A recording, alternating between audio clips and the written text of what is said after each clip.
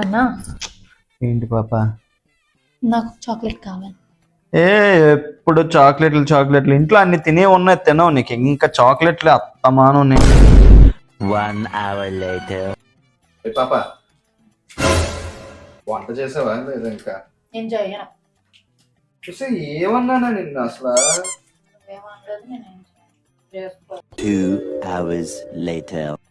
పాప ఏంటి చూడ్డానికి ఎంత ఉంటుంది అగ్గిపెట్టేంత, దానికి దీనికి కోపం అంత ఎంత కాదు, సింహానికి ఉన్నంత కోపం ఉంటది. 3 hours later. చూడమ్మా, ఇప్పుడు ఒక చాక్లెట్ అడిగినా కూడా కొనివ్వట్లేదు.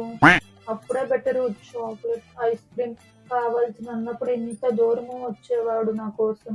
పానీపూరి కొని ఇచ్చేవాడు. అటు కాదు, వెనకమాల బ్యాక్ సైడ్. Back side. ఇప్పుడు ఒక చాక్లెట్ అడిగినప్పుడు కొనివ్వట్లేదమ్మా. Back side.